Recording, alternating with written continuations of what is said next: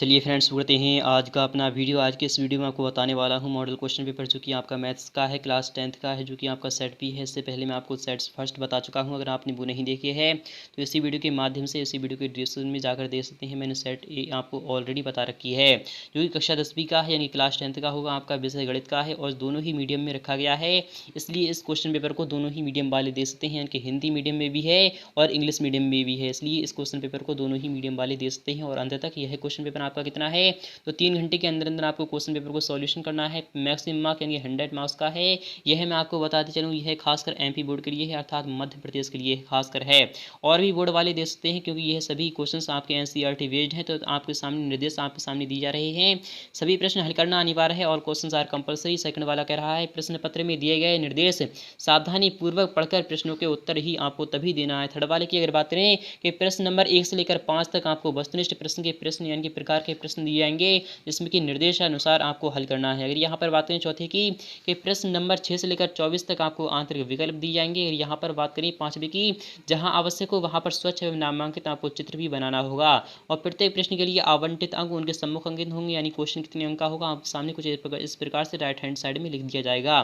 तो फिलहाल क्या आपका पहला क्वेश्चन आ चुका है, काफ़ी महत्वपूर्ण है, जो कि आपके सामने आ चुका है, यानी कि आपका मैच द फॉलोइंग। आपको क्या करना है, यहाँ पर मिलान के तौर पर भी क्वेश्चंस पूछे जाएंगे, इसलिए आप बने रहिए हमारे साथ अंत तक। यहाँ से शुरू हो रहा है आपका मॉडल क्वेश्चन पेपर, जो कि 10th क्लास का है। सभी एनसीईआरटी बेस्ड पर क्वेश्चंस रखे गए हैं। तो पहला क्वेश्चन है, सही विकल्प चुनकर अपनी उत्तर पुस्तिका में आपको लिखना है, अर्थात आपके मल्टीपल चॉइस क्वेश्चंस आ चुके हैं आपके सामने। तो पहला क्वेश्चन क्या कह रहा है कि रैखिक समीकरण a1x + b1y + c1 = 0 और तथा a2x + b2y + c2 = 0 के अनंत हल के लिए प्रतिबंध कौन सा होगा। कि अब क्या यहाँ पर कह रहा है a1/a2 does not is equal to b1/b2, क्या यह होता है अनंत हल के लिए? तो नहीं, यह केवल और केवल एक ही हल के लिए होता है। क्या ऑप्शन नंबर बी यानी कि a1/a2 = b1/b2, क्या यह हल होता है? तो आपका यहाँ पर जवाब कौन सा आना चाहिए, यानी कि यह इसके मात्र केवल और केवल दो ही हल हो सकते हैं। यहाँ पर बात करें क्वेश्चन नंबर यानी कि सी की, यानी a1/a2 = b1/b2 does not is equal to c1/c2, तो यह किस प्रक्रम यानी कि यह किस प्रक्रम को दर्शाता है? तो यह इस प्रक्रम को दर्शाता है, इसमें यानी कि कोई भी हल नहीं होता है, अर्थात एक भी हल नहीं होता है।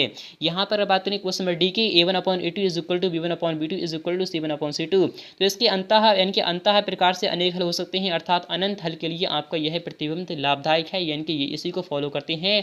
इसलिए आपका ऑप्शन नंबर यहाँ पर डी वाला सही हो चुका है। आई होप ये आपके समझ में आ रहा होगा। तो इस वीडियो को अंत तक जरूर देख लेना, क्योंकि काफ़ी महत्वपूर्ण क्वेश्चंस आपके सामने आएंगे, जो कि आपके बोर्ड लेवल के क्वेश्चंस रखे गए हैं।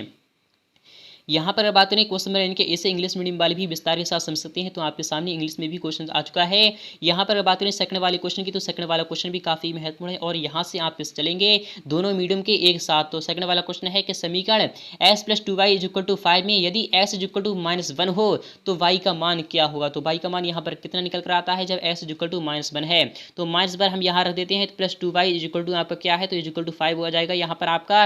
तो 2y = आपका कितना हो जाएगा, तो 5 हो जाएगा, और यहाँ पर आपका -1 है, तो इसलिए आपका यहाँ पर a प्लस में आ जाएगा। तो y = आपका कितना आएगा, तो 5 1 6 हो जाएगा, बटे में आपका 2 हो जाएगा, यानी y = आपका यहाँ पर 3 आ चुका है।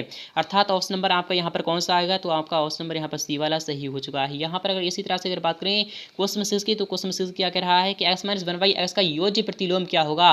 इनकी योज्य प्रतिलोम जो होता है वह क्या होता है इसका, तो आपको वह निकालना है। तो योज्य प्रतिलोम किस तरीके से होता है, उसमें प्लस हो जाता है, यानी प्लस हो जाता है, कोई भी संख्या होती है उसका जो प्लस हो जाता है, अर्थात ऑप्शन नंबर आपका बी वाला ही यहाँ पर सही होना चाहिए। अगर यहाँ पर बात करें क्वेश्चन नंबर यानी नेक्स्ट वाले की, क्वेश्चन नंबर डी भी आ चुका है यहाँ सामने है। यहाँ पर क्या कह रहा है, यहाँ पर आपको देखना होगा और अच्छी तरीके से समझना होगा कि परिमेय व्यंजक s की पावर 7 है -6s² + 2 अपॉन में s³ + 4 के हर की घात कितनी है। तो अगर यहाँ पर कहता है कि टोटल की घात कितनी है, यानी कि पूरे बहुपद की घात कितनी है, तो आपका आंसर यहाँ पर 7 आ जाता। बट यहाँ पर हर की घात यानी कि हर की घात पूछ रहा है, इसलिए आपका जो सही जवाब होगा यहाँ पर हर में सबसे ज़्यादा घात 3 ही है, यानी कि ऑप्शन नंबर आपका यहाँ पर सी वाला सही हो जाएगा, यानी कि 3 ही इसकी सही जवाब होना चाहिए। और यहाँ पर बात करें कि हर की घात, यहाँ पर अंश की घात पूछता तो आपका 7 आता, अगर यहाँ पर पूरे बहुपद की घात पूछता तो भी आपका 7 ही आता। तो फिलहाल कि अगर यहाँ पर बात करें यहाँ पर हर की घात, तो इसलिए आपका ऑप्शन नंबर यहाँ पर सी वाला सही होना चाहिए। यहाँ पर बात करें क्वेश्चन नंबर 5 की, यानी क्वेश्चन नंबर आपका ई वाला भी आ चुका है यहाँ सामने है, काफ़ी महत्वपूर्ण। यहाँ पर क्या कह रहा है कि 36 और 49 का मध्यानुपाती कितना है, 36 और 49 का जो मध्यानुपाती है वह कितना है, क्या 40 होगा या फिर 36 होगा या फिर 49 होगा या फिर 42 होगा। तो आपका आंसर क्या आना चाहिए, तो मध्यानुपाती पूछ रहा है यानी कि इसका माध्य निकाल दीजिए, या फिर आप उससे भी यानी कि खुद अपना माइंड भी लगा सकते हैं। तो 36 और 49 कितने हो जाएंगे, तो 36 और 49 हम दोनों को ऐड करते हैं, यानी 36 और 49 और बटे में आपको ये दो संख्याएं हैं, तो दो से हम क्या कर देते हैं, तो इसे हम डिवाइड कर देते हैं। तो 36 49 आपका कितना हो जाएगा, तो आप यहाँ पर 6 9 कितने होते हैं, तो 15 होते हैं, तो आपका यहाँ पर एक चला जाएगा। इस तरीके से आपका यहाँ पर 4 4 4 8 हो गए। तो आपका जो आंसर आना चाहिए यानी कि 42 यानी कि 42.5 यानी कि 42.5 होना चाहिए। तो फिलहाल का जब 42.5 है यहाँ पर, यहाँ पर यानी कि 43 नहीं हो सकता, इसलिए आपका जो विकल्प हो जाएगा वह डी वाला ऑप्शन आपका यहाँ पर राइट हो जाएगा, अर्थात ऑप्शन नंबर आपका डी वाला ही यहाँ पर सही जवाब होगा। यहाँ पर बात करें सेकंड वाले क्वेश्चन की, सही विकल्प चुनकर अपनी उत्तर पुस्तिका में आपको लिखना है, यानी कि इसमें से भी आपको सही विकल्प ही चुनना होगा। तो सेकंड वाला क्वेश्चन काफी महत्वपूर्ण है, आता ही आता है, ये हर साल पूछता है, इस बार पक्का पूछेगा। तो आपके सामने आ चुका है पहला क्वेश्चन, यानी कि पहला वाला क्वेश्चन क्या कह रहा है, चूज द करेक्ट ऑप्शन, आपको सही विकल्प चुनना होगा कि वर्ग समीकरण A X square plus B X plus C equal to 0 के मूल वास्तविक एवं बराबर होते हैं। यदि वास्तविक और बराबर कब होते हैं, b square minus 4ac equal to 0 के बराबर होता है, या फिर 3 के बराबर होता है, या फिर बी स्क्वायर माइनस 4ac यानी कि क्या होता है, लेस देन 0 होता है, या फिर इनमें से कोई नहीं होता है। तो आपके जवाब कौन सा आना चाहिए, मूल वास्तविक एवं बराबर तभी होंगे जब क्या होगा, b square minus 4ac equal to 0 आएगा, यानी कि ऑप्शन नंबर आपका ए वाला ही यहाँ पर सही हो चुका है। यहाँ पर बात करें क्वेश्चन नंबर यानी कि नेक्स्ट वाले की, यानी क्वेश्चन बी वाला क्या कह रहा है कि प्रत्यक्ष कर क्या होता है। तो फिलहाल क्या आपको ये छोड़ना होगा क्योंकि यह आपके सिलेबस का नहीं है। यहाँ पर बात करें नेक्स्ट वाले क्वेश्चन की, तो नेक्स्ट वाला क्वेश्चन क्या कह रहा है, ये भी आपका यानी कि बोर्ड लेवल का क्वेश्चन पूछा जाता है। यहाँ पर डी वाला ऑप्शन क्या कह रहा है, दी गई आकृति में आपको x डिग्री का अंकित कोण आपको निकालना होगा। तो अंकित कोण किस तरीके से निकाल सकते हैं, तो आपको यह पता होना चाहिए, यानी कि इसका और इसका यानी कि जो सम होगा वह कितना होगा, तो आपका जो आंसर होगा वह कितना आ जाएगा। फिलहाल क्या आपका यानी इसका और इसका क्या होता है, तो आपका एक 180 डिग्री आता है, तो 180 डिग्री यानी 180 डिग्री हो जाएगा। यहाँ पर 180 डिग्री में से आपका यहाँ पर 70 डिग्री यानी कैंसिल हो जाएगा, तो आपका 110 डिग्री यानी कि 110 डिग्री आपका आंसर आना चाहिए, यानी कि ऑप्शन नंबर आपका डी वाला यहाँ पर सही हो जाएगा। अगर इसी तरह से अगर बात करें क्वेश्चन नंबर 8 की, तो क्वेश्चन नंबर 8 भी काफी महत्वपूर्ण है, आता ही आता है। यहाँ पर कह रहा है, यहाँ पर क्या कह रहा है कि पेड़ की छाया उसकी ऊंचाई के बराबर है, तो सूर्य का उन्नयन कोण कितना होगा। तो यानी कि पेड़ की छाया जो है वह क्या है, तो पेड़ की छाया उसकी ऊंचाई के बराबर है, यानी कि ये और ये दोनों ही बराबर हैं, तो उसके जो यानी कि उसका जो उन्नयन कोण होगा वह कितना होगा, तो 90 डिग्री के बराबर होगा, यानी कि 90 डिग्री के बराबर होगा, अर्थात ऑप्शन नंबर आपका यहाँ पर सी वाला सही हो जाएगा। यहाँ पर इसी तरह से अगर बात करें क्वेश्चन यानी कि थर्ड की, तो क्वेश्चन 30 भी काफी महत्वपूर्ण है। यहाँ पर कह रहा है राजस्थान आपको भरना है, यानी कि फिलिंदा ब्लैंक्स आपको खाली स्थान भरना होगा। तो आपको यहाँ पर क्या कह रहा है, तो फिलहाल क्या आपको पहला क्वेश्चन यहाँ पर छोड़ना है, वस्तु के समय के साथ मूल्य में कमी, यानी कि इसको आपको छोड़ना है क्योंकि यह आपका एनसीईआरटी से नहीं दिया गया है। यहाँ पर कह रहा है यदि दो त्रिभुजों के संगत कोण बराबर हैं तो वे त्रिभुज कैसे होते हैं, यदि दो त्रिभुज के संगत कोण बराबर हैं तो वह क्या यानी कि वे कैसे त्रिभुज होते हैं, तो वह यानी कि समद्विकोण होते हैं, यानी समद्विबाहु भी उसे उन्हें हम कह सकते हैं। यहाँ पर बात करें थर्ड वाले क्वेश्चन की, वृत्त के केंद्र से जीवा पर डाला गया लंब जो होता है वह क्या होता है, यानी वृत्त के केंद्र से यहाँ पर आ रहा है, वृत्त का केंद्र है, तो जीवा पर डाला गया लंब जीवा को यानी क्या करता है, अर्ध कर देता है, यानी आधा कर देता है। क्या आंसर आएगा आपका यहाँ पर, तो आधा कर देता है, आधा करता है। यहाँ पर बात करें क्वेश्चन यानी कि चौथे वाले की, शंकु के आयतन का जो सूत्र होता है वह क्या होता है, वॉल्यूम का आपको आंसर यानी कि लिखना है। तो आपका क्या आंसर आना चाहिए, तो 1/3 पाई आर स्क्वायर एच होता है, क्या होता है 1/3 पाई आर स्क्वायर एच, यही इसका फॉर्मूला होता है शंकु के आयतन का। यहाँ पर बात करें पांचवें क्वेश्चन की, आंकड़ों के औसतन मान को क्या कहते हैं, तो आंकड़े के औसतन मान को हम माध्य कहते हैं, क्या कहते हैं, तो माध्य कहते हैं। तो आपको यहाँ पर आंसर इस तरीके से लिख देना है, तो इसे इंग्लिश मीडियम वाले भी विस्तार के साथ समझ सकते हैं। यहाँ पर अगर बात करें क्वेश्चन फोर्थ की, सत्य और असत्य बताना है आपको, यानी ट्रू फॉल्स आपको बताना है। पहला क्वेश्चन है कि किसी निश्चित घटना की प्रायिकता का मान क्या एक होता है, किसी निश्चित घटना की यानी कि प्रायिकता का मान एक होता है, तो हाँ यह सत्य होगा। नेक्स्ट क्वेश्चन की अगर बात करें कि वृत्त की यानी कि एक ही अवधा में बने कोण बराबर नहीं होते हैं, तो वृत्त की एक ही अवधा में बने कोण सदैव बराबर होते हैं, यानी कि यह इनकरेक्ट हो जाएगा। यहाँ पर अगर बात करें थर्ड वाले क्वेश्चन की, घनाभ की सभी सतह वर्गाकार होती हैं, तो घनाभ की जो सतह होती हैं तो वह क्या सभी यानी कि वर्गाकार होती हैं, तो घन की तो सतह बराबर होती वर्गाकार होती हैं, बट घनाभ की कभी वर्गाकार नहीं होती है, वह आयताकार होती हैं, इसलिए क्या हो जाएगा, यह इनकरेक्ट हो जाएगा। यहाँ पर अगर बात करें चौथे वाले क्वेश्चन की, किसी बाहरी बिंदु से वृत्त पर खींची गई स्पर्श रेखाएं बराबर होती हैं, तो हाँ वृत्त पर यानी कि किसी यानी कि मान लो यह एक वृत्त है, इसकी स्पर्श रेखाएं इस बिंदु से खींची गई, तो दोनों ही रेखाएं सदैव समान होंगी यानी बराबर होंगी,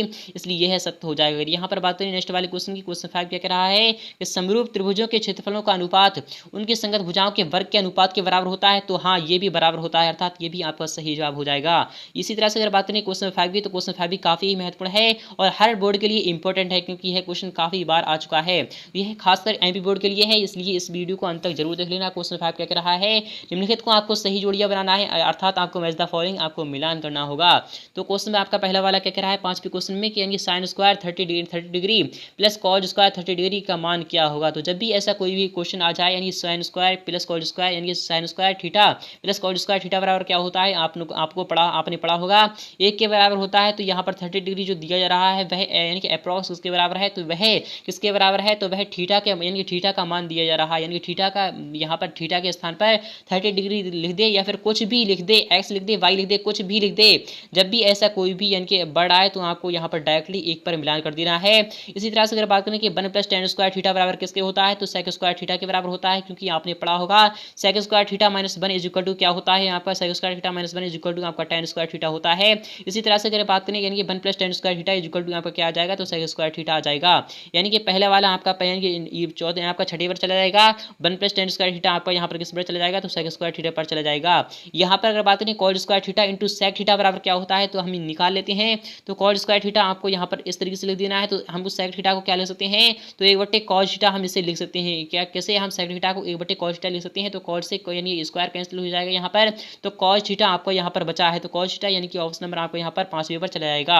tan 90 माइनस थीटा बराबर क्या होता है, तो tan 90 माइनस थीटा बराबर जो होता है वह cot थीटा के बराबर होता है, और 1 प्लस cot स्क्वायर थीटा बराबर किसके बराबर होता है, तो वह cos स्क्वायर थीटा के बराबर होता है, यानी कि ऑप्शन नंबर आपका पहले बार पर चला जाएगा।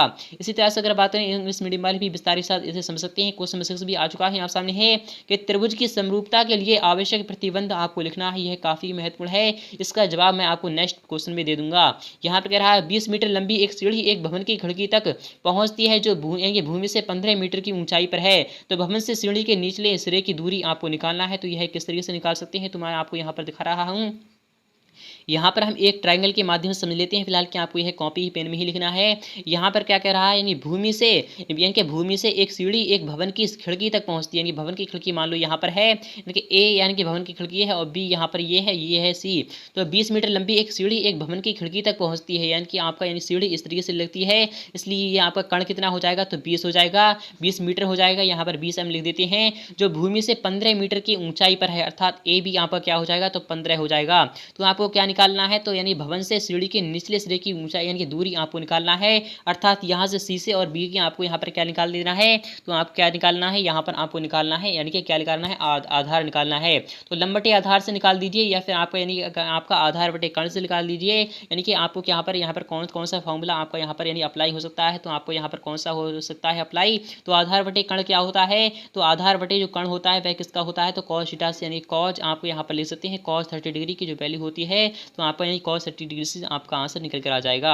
इसी तरह से अगर बात करें क्वेश्चन 7 की, यहाँ पर कह रहा है दो समरूप त्रिभुजों की परिमाप क्रमशः 30 सेंटीमीटर और 20 सेंटीमीटर है। यदि एक त्रिभुज की एक भुजा की लंबाई 12 सेंटीमीटर है हो, तो दूसरे त्रिभुज की संगत भुजा की लंबाई क्या है, आपको वो निकालना है। तो आई होप ये भी आपके समझ में आ चुका होगा। तो फ्रेंड्स, इसके बाद का मैं आपको नेक्स्ट पार्ट में बताऊंगा, जो कि फुल सोल्यूशन बताने वाला हूँ, इसलिए इस क्वेश्चन पेपर को ज़्यादा से ज़्यादा आप लाइक कीजिए।